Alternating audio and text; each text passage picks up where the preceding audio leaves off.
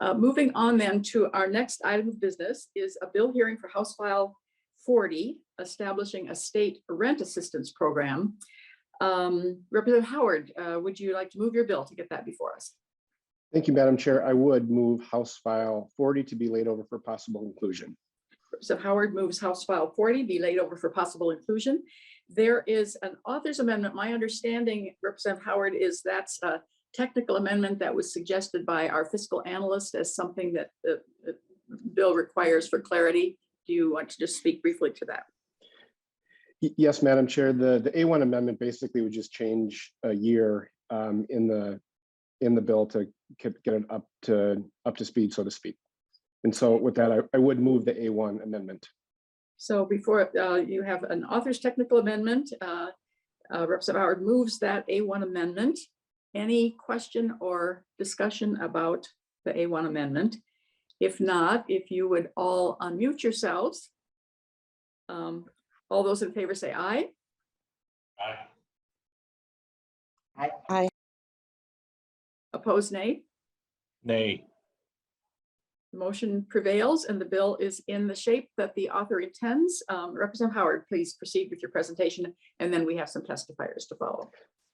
Thank you, Madam Chair. House File 40 is the Bring It Home bill. It's something this committee has heard before.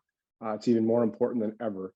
And the presentations we've had earlier in this hearing really underscore that. As you know, we have an extreme supply-demand mismatch with housing, especially for housing that's affordable for low and middle income Minnesotans. And we've seen rents skyrocket in the last decade, significantly more than wages.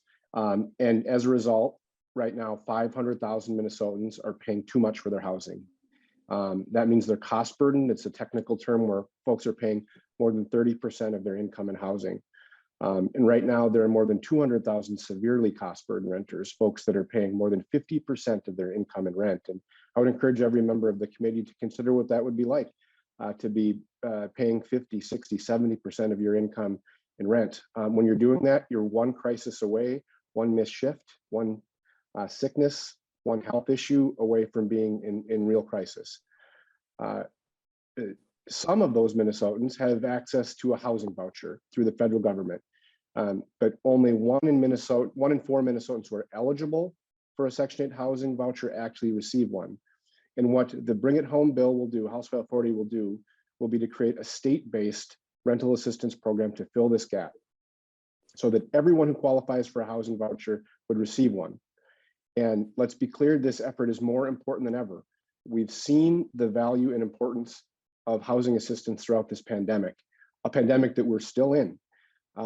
But as you know, resources have been expended from federal rental assistance. Most of the protections on the eviction moratorium have lapsed, and folks are still struggling to make ends meet and keep their head above water. Bring It Home Minnesota and state-based rental assistance is the right solution at the right time. We have a historic budget surplus, and we have the opportunity to meet Minnesotans where they're at to address historic economic challenges they face. This bill is elegant in its simplicity because we rely on existing local housing authorities, folks who already understand local needs, to manage and distribute funds in an easy, seamless manner. In doing so, we'd fill the gap and help hundreds of thousands of Minnesotans who qualify for a voucher to receive one, and bring stability to renters, landlords, and communities across the state. If fully realized, there's no single policy initiative that we believe could do more to directly eliminate homelessness than this one, because when rent is more manageable, budgets stretch further, families can afford the essentials. All things that are going up. And I want to mention that there's been a lot of discussion about inflation and their impact on families. The Minnesota legislature doesn't have a lot of direct tools to address inflation, but to the members of this committee, that are concerned about inflation, then you should support this bill. For many families, rent is the single largest monthly expense, and it keeps going up and up. So if we want to help Minnesotans cope with the spike in the price of milk, well, let's make sure they can afford their home. Let's focus on the tools we do have, including the powerful tool of state-based rental assistance. Lastly, I just want to mention to the resource question, can we afford to do this? I argue that it would be much more costly not to proceed. There really is something perverse about having a $7-8 billion surplus when Minnesotans are sleeping out in the cold. And the reality is our state spends less than 1% of its general fund budget to address housing. This consistent underfunding has played a central role in creating the housing crisis that we have, that is crippling our economy, widening racial gaps, and preventing our state from progress in so many ways. This bill is a chance to break away from the status quo and bring a solution to our housing crisis that meets the scope of the challenge. There are so many ripple benefits, that would come with this package. State and counties would be able to spend far less on county services, saving communities tens, if not hundreds of millions of dollars. And we've already heard about the links between achievement in our schools for our students. This would help bring stability to our students and greatly improve our racial equity gaps in our schools, and the list goes on. So I'll turn it over to testifiers, but the stability of home touches every aspect of our lives. And this is a bill to make sure that we guarantee that foundation to every Minnesotan. And I just want to hold up the work of Beacon. I can remember, this is a faith-based organization, and I can remember really a number of years ago that they first came to me with this idea. They had identified this problem. And I think it was when you see the failure of the federal Section 8, that people may qualify and apply and wait for years. And so Beacon brought this issue before us and have never given up. They have just been working on this particular issue. So I just want to commend them. I have the sense that I need to at least reference a story in this morning's newspaper as a reality. There were two young men, who went exploring in a storm tunnel. And while exploring in the storm tunnel, they found a dead body. They called 911, and police came and investigated and determined that this person had likely frozen to death. And then they determined by other things they found in the storm tunnel that this person had likely been living in this storm tunnel. That's the reality of one particular neighborhood. When the neighbors who lived near there heard about this, the emotional response was just incredible, to think somebody nearby was in those dire straits, and that the neighbors weren't in a position to help. And I think what they were saying is, if we knew, we would have figured out a way to help. And that's underlying so much of what we're bringing before you today. So we do have a number of people testifying. The first one is Paul Williams, Project for Pride in Living. Welcome to the committee, Mr. Williams. Please identify yourself for the record.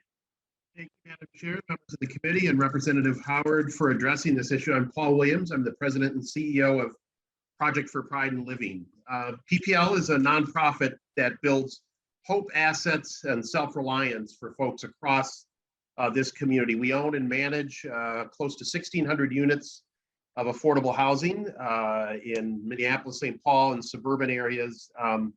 And really about 3,500 folks live with us every night. Vast majority of those, 85–90% of those folks are folks of color.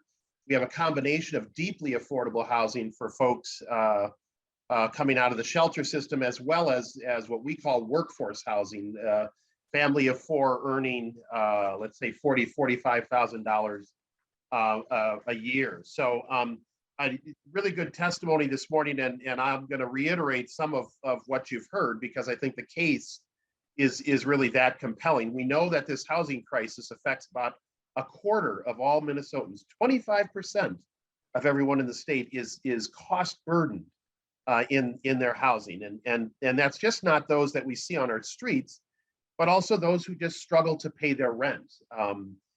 Those who must decide between the rent or the heat, the rent or their medication, the rent or food.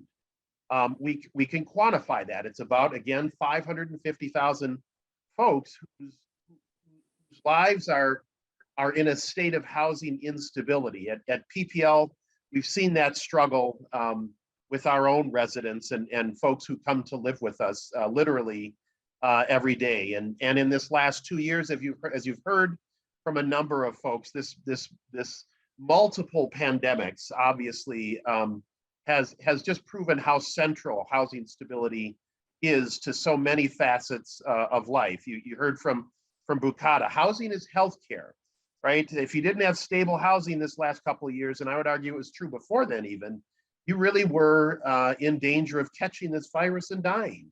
Housing, as you heard from the principal down in Lakeville, is education. We are educating our young people from home. Housing, as you heard from Jonathan Weinhagen in the chamber, is actually jobs and workforce development. Housing has always been childcare. And so what we've seen is that housing really is this core stability. And I think as you heard from Representative Howard, it dwarfs all of the other household costs combined, still don't equal the impact of housing and what a central cost that is for most Minnesota households. So we really do believe that this is a workforce development issue. It has everything to do with our economic competitiveness. I've been honored to be serving as the co-chair of the Governor's Council on Economic Expansion. And in our initial phase of work this last fall, I can't tell you, we heard in every corner of the state from folks in business, in healthcare, in human services, how central housing stability is to their lives and to especially to kind of stable, building a stable workforce. So it is central. The Bring It Home campaign is a big idea, without a doubt. We know what works to alleviate the housing problem. Production, supply matters a ton. Really grateful for, you heard from us actually in this committee last week, even from PPL, how critical, right, the production tools are to all of this. Property tax relief for affordable units, all of those are important supply side issues.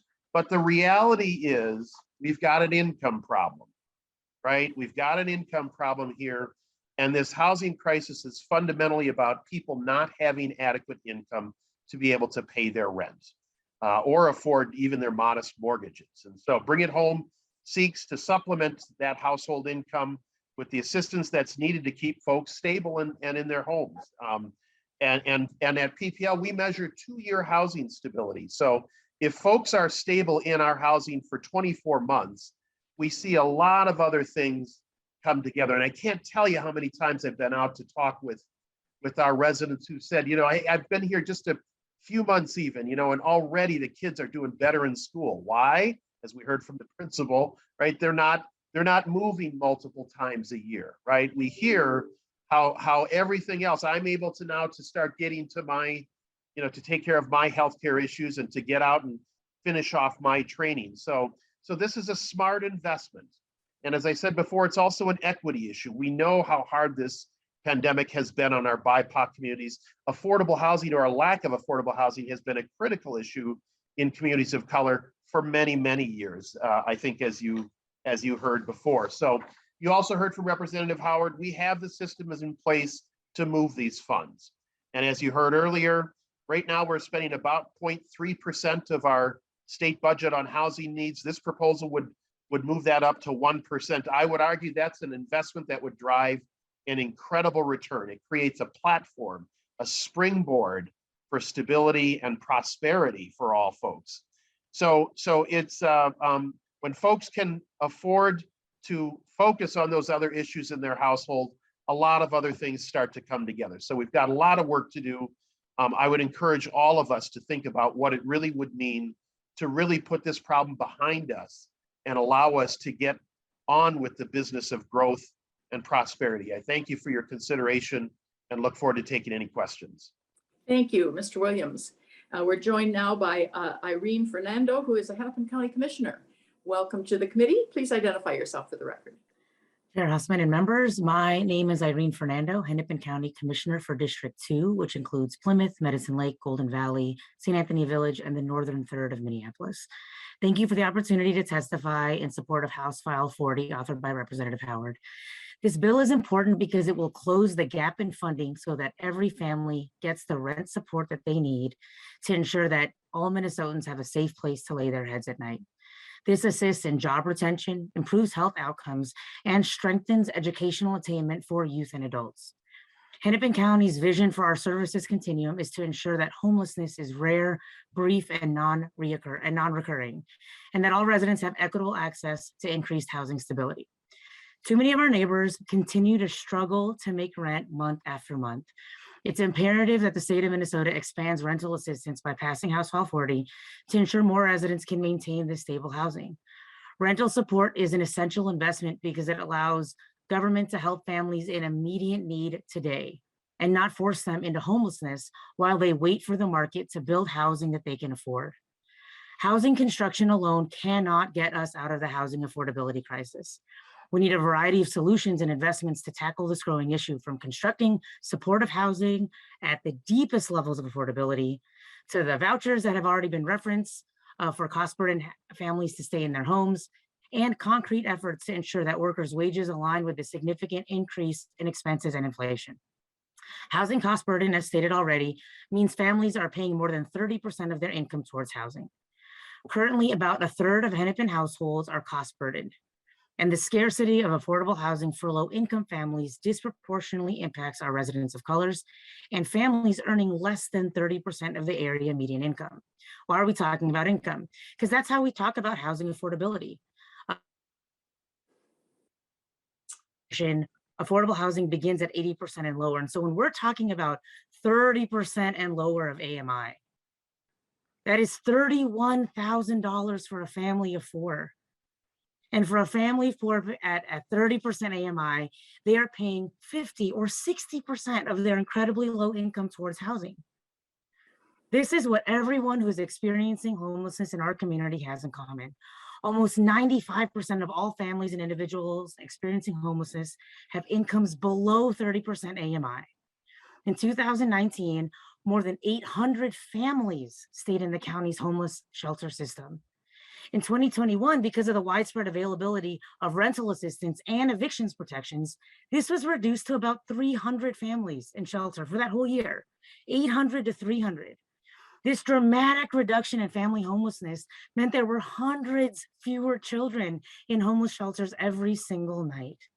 So now is the time to invest and to prevent a return to those pre-pandemic numbers. Almost 20% of single adults who stay in Hennepin shelters, which is about 1,800 people a year, have earned income. These are individuals with jobs that are just too low of income, too erratic of income to sustain stable housing without assistance. So imagine working a full-time job or two and still not knowing where your loved ones will rest their head at night. We are inadvertently trapping people in homelessness. And so now is the time. I'm so grateful. And it's also economically advantageous because the financial cost of shelter is extremely high and only increasing. Hennepin has committed more than $45 million in our American Rescue Plan funding and faces an $11 million annual financial cliff starting in 2025 when it comes to our shelter system. So where shall we invest that? In shelters, in rental assistance? Of course, it's all of the above. And so I think we need to do everything we can to make rental assistance available to every Minnesotan who qualifies. And that's why I'm testing in favor of this bill today. Our neighbors and loved ones are in crisis, and we have the opportunity and responsibility to act and assist them in this pain. Madam Chair, members, thank you for the opportunity to testify. I'm available to answer any questions and of course, appreciate the time. Thank you, Ms. Fernando. And we're joined now by Asel Sol Young from Urban Homeworks. Welcome to the committee. Please identify yourself for the record. Thank you, Madam Chair, Representative Howard, and members of the committee. My name is Asel Sol Young. I use she or they pronouns, and I'm the Executive Director of Urban Homeworks. At Urban Homeworks, our mission is to perpetuate the hope of Jesus Christ through innovative community development. Our vision is neighbors raising their collective voice to address injustice and overcome the barriers that perpetuate inequity. We've been working in the affordable housing space for over 26 years with a focus on affordable rental and home ownership, with community building and development at the center. As Representative Howard stated, the stability of home touches every aspect of our lives. The Bring It Home bill proposes to provide rent subsidies for any individual or family making less than 50% of the area median income and currently paying more than 30% of their income on rent. We know that nearly 500,000 Minnesotan households are cost burdened. This bill proposes a rent subsidy, which is a cost-effective solution for housing stability that does not require landlords to take a hit, making it harder for them to maintain dignified, affordable housing.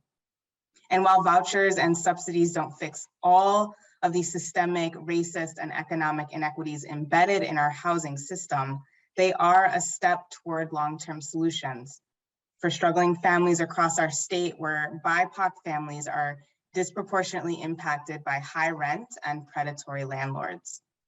Redlining, racial covenants, deed restrictions, and strategic disinvestment in BIPOC communities have left over half of Black renters across the state cost burdened.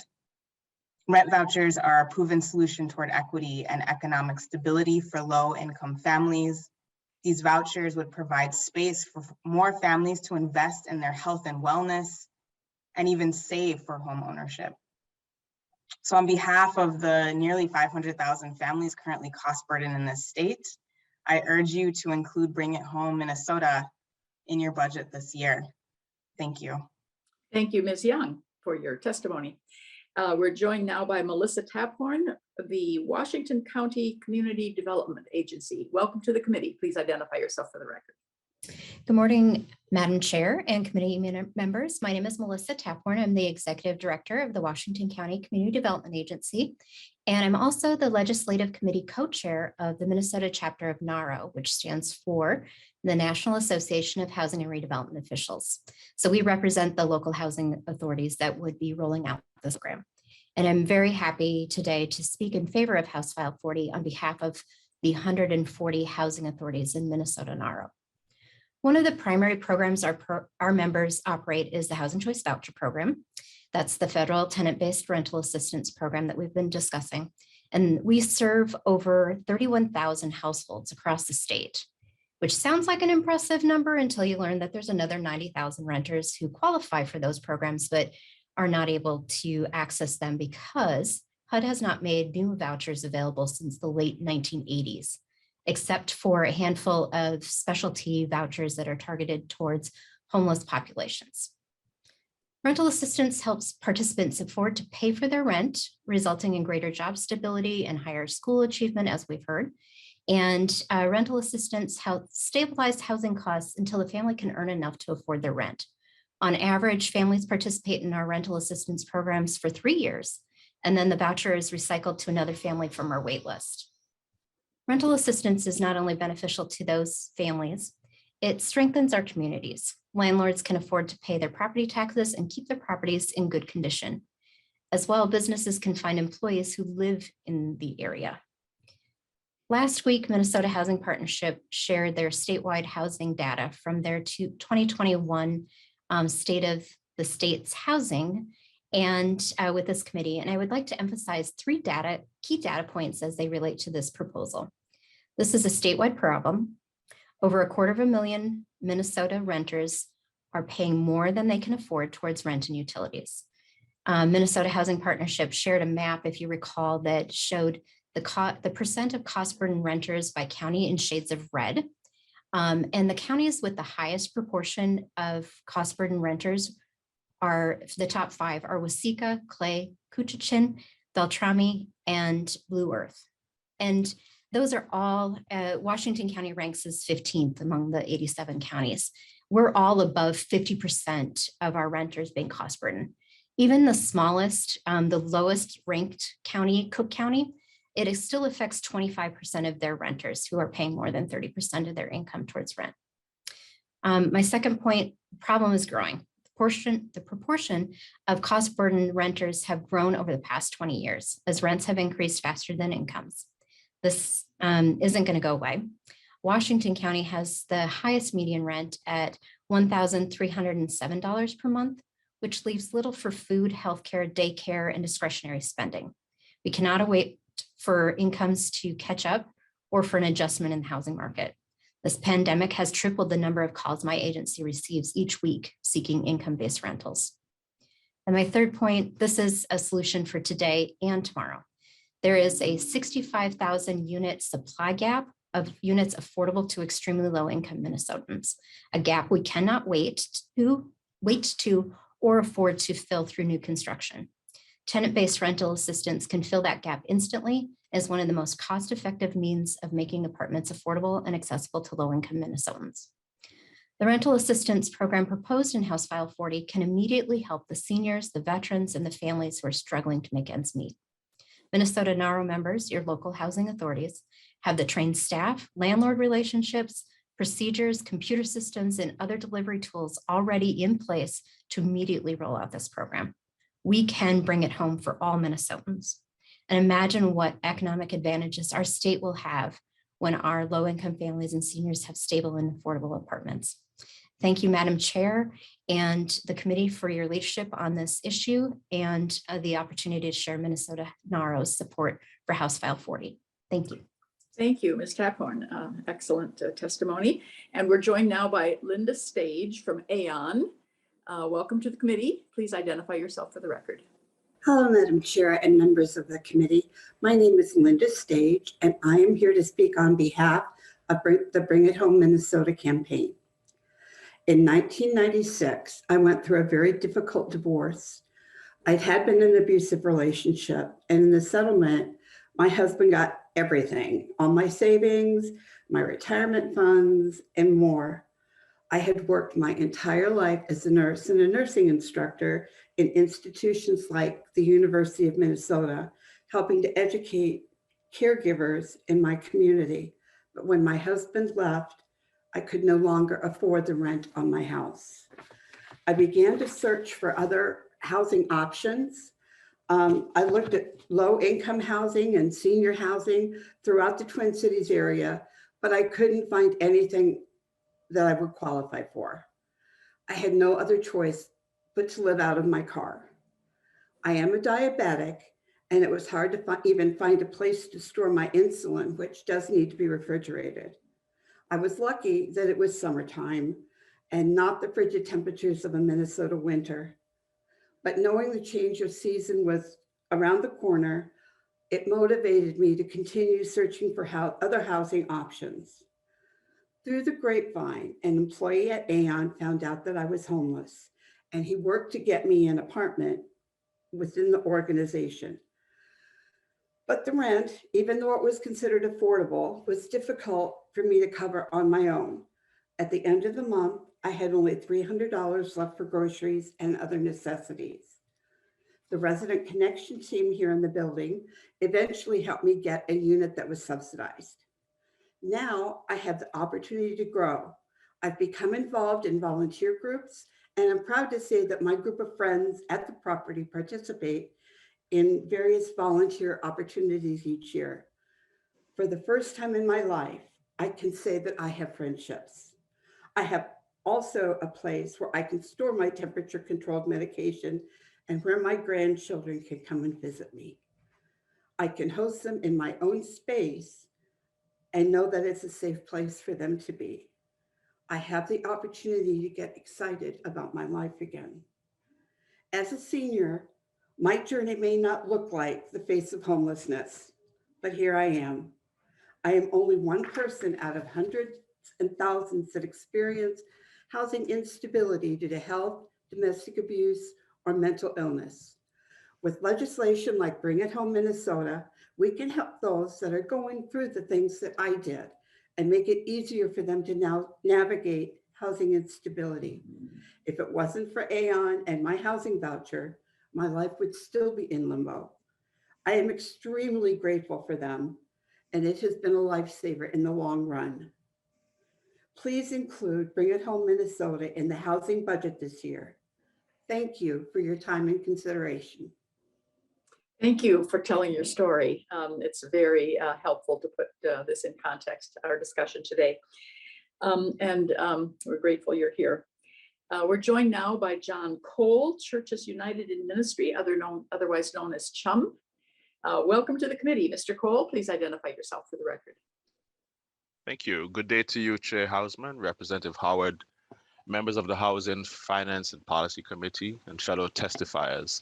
My name is John Cole, and I'm the Executive Director of CHUM, in Duluth, Minnesota, the largest shelter provider north of the Twin Cities, serving persons experiencing homelessness from around St. Louis County, and sometimes as far south as Minneapolis and St. Paul. I'm grateful for this opportunity to speak today in support of HF 40 and Bring It Home, Minnesota. Now, you may be wondering why a shelter provider would be supporting rent subsidies for those already housed. And let me explain. See, CHUM also operates the primary food shelf in Duluth, and we have been deeply impacted by increasing rates of hunger and homelessness in our community. Food insecurity is very real, as reflected by the increase in our food distribution numbers, 389,000 pounds distributed in 2020, 447,000 in 2021. 50% of Duluthians need affordable housing, and many live precariously. COVID-19 exacerbated the pressure on household budgets as the cost of living increased. Fuel prices are over $1.08 per gallon higher than they were a year ago, the highest rate in 7 years. Supply problems, transportation problems, and labor problems have really increased food prices. Households are reeling, yet wages have not increased, as Representative Gomez so forcefully highlighted. Households precariously poised are now inching closer to that cliff towards homelessness. And the shelter sector has no capacity to absorb them. We have been operating beyond capacity for some time now. For a few years now, 80 of our 87 counties have reported being overwhelmed by the need for shelter. So I think you begin to understand why a shelter provider is supporting Bring It Home, Minnesota. Rent Help Minnesota is gone. The shelter safety net is busted. We must address the situation and avert impending crisis by preventing more than 25% of Minnesota households, that are those cost burdened, from sliding over the cliff into homelessness. More than 70,000 homeowners and 60,000 renters in Minnesota are behind on housing payments, twice what we normally see. If we let them fall, they will create an even greater burden on state and city resources to respond to them. And we can do better than this, and we must do better than this. It is more cost effective to avoid this likely eventuality than to react to its occurrence. Prevention is better than cure. And Bring It Home, Minnesota is the prevention that is needed. This provision will provide rent vouchers for all eligible low-income Minnesotans, so they only pay 30% of their income towards rent. Now in St. Louis County, rents increased 25% in 2021, while incomes rose 8%. Any household in Minnesota that earns less than 50% of the area median income and who pays more than 30% of their income towards rent would be eligible for this program. And this includes over 22,000 households in St. Louis County, over 9,000 of which pay over 50% of their income on housing. Here is another thing that Bring It Home, Minnesota will do. It will help persons currently sheltered to transition back to the standard housing market. As shelter and homeless service providers, we work really hard to come alongside and stabilize persons experiencing homelessness and help them gain an income stream, earn a wage. But after all of that, sometimes years of service investment, their income falls far short of what it takes to rent an apartment. So the options are raise earnings or reduce housing cost. Can you raise earnings? I think it would be hard to legislate that. But we can make housing accessible through Bring It Home, Minnesota. You can make it easier for persons to exit homelessness because you can fill the gap between the cost of renting an apartment and what 30% of their income is. The only way to address this is through Bring It Home, Minnesota. A rent subsidy can provide the support they need at that crucial juncture. A home, offering the security to focus on aspects of health, education, occupational advancement, and community relationships. All values and impacts that Mr. Hayes and Grandma DeLong benefited from. It forms the foundation of our society, and it creates capacity for successful citizenship. An investment of $1 billion into rental assistance could make this happen this year. Thank you for listening to me, and I'll be available for questions. Please invest in housing this session and include Bring It Home Minnesota in your housing budget. Thank you, Mr. Cole, for your testimony. And we have one final testifier, Kulia Pringle from the National Parents Union. Welcome to the committee. Please identify yourself for the record. Thank you, Madam Chair and committee members. My name is Kulia Pringle, and I am with the National Parents Union. I work one-on-one with Minnesota families as they navigate the education system. And as I do my work, I often encounter, because I build relationships with families, and I can't just say, oh, I'm going to help you navigate this system when they're about to face homelessness or they can't pay their rent. So I see firsthand how families struggle with rental assistance or trying to get out of a homelessness situation. And so I'm here to support and represent the BIPOC community that I work with, as well as the low income families that I work with to support House File 40. As everybody has spoken before me has said that, you know, the federal poverty guideline says that a person is spending 30% of their income on food. And we know that's not the reality. Most families are spending half or more of their income on housing. And I saw firsthand how Rent Help Minnesota helped so many families get through a traumatic situation of losing their jobs and not being able to make rent. I too myself know the dramatic things that happen. I've been homeless myself. When I was working, I would go to work and know that when I got out of work, I would have to go to my car, find somewhere else to go, or pay for housing through hotels, which is even more cost burden because it's approximately $400 to $500 a week just to pay for a hotel for a room. So that's even, when you become homeless, it costs even more just to live than it would be if you were in a stable home. I've seen families struggle because I'm coming from an education standpoint where academic outcomes are impacted by students being homelessness. Suspensions are impacted by students being homelessness.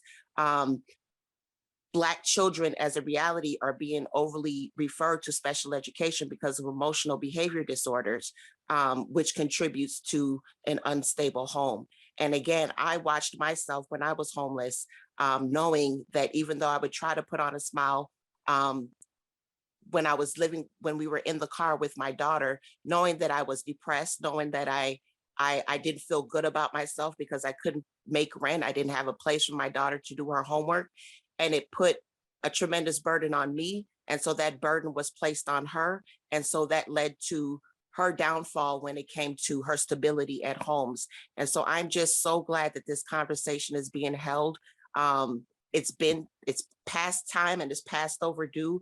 I'm just glad that it's here to be, that folks are talking about it right now. And I'm glad for the opportunity to speak about that. And again, I just want to reiterate that this passing this bill would have a tremendous impact on the families that I work with. Thank you. Thank you very much, Ms. Pringle. Questions, members?